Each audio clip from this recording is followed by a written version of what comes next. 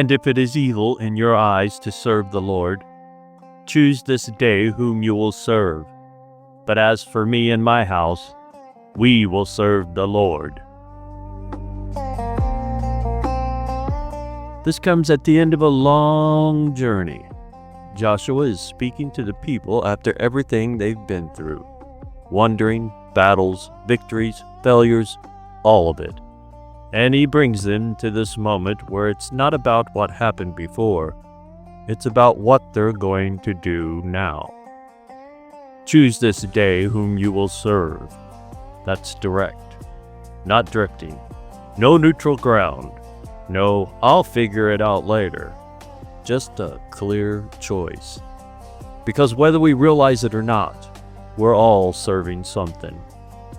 It might not look religious. It might not even have a name attached to it.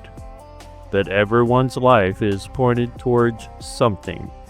Something that shapes decisions, priorities, and direction. And Joshua doesn't try to soften that. He basically lays it out like this. If you don't want to serve the Lord, then be honest about that. Choose something else, but don't stand in the middle acting undecided. That's the part that hits. Because a lot of us live right there, in the middle. Not fully rejecting God, but not fully committed either. Kind of riding with one foot on the pedal and one foot dragging on the ground. You're moving, but not smoothly, not efficiently, and definitely not with any real sense of direction. It's exhausting if you think about it. Always halfway in, always hesitant, always holding something back. And this verse cuts through that and says, pick a direction. Not in a rushed or reckless way, but in an honest way. Because the truth is, indecision is still a decision. It just feels safer because you haven't said it out loud yet, but it still shapes your life. And then Joshua says something that shifts the tone. But as for me and my house, we will serve the Lord. That's not pressure, that's clarity. It's not forcing anyone else. He's just making it known where he stands. And there's something steady about that. You ever ride with someone who knows exactly where they're going?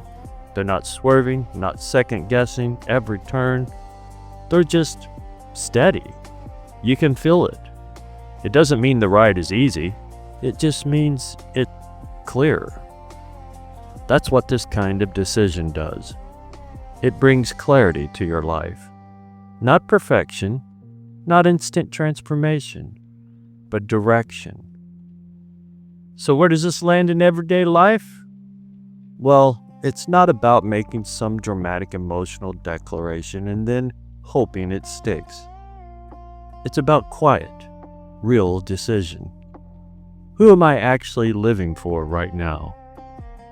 What is shaping my choices? What am I building my life around? And if the answer isn't aligned with God, you don't have to spiral over that. You just choose again. Choose this day. Not someday. Not when everything settles down. Not when you feel more ready. Today. Because that's the only place you ever actually live. And the more you choose it, day after day, it stops feeling like a forced decision and starts becoming who you are. But as for me and my house, we will serve the Lord. Simple, clear, and steady enough to build a life on. Thank you for joining me here today. I hope to see you here tomorrow. And until then, I'll be willing. Shalom, shalom.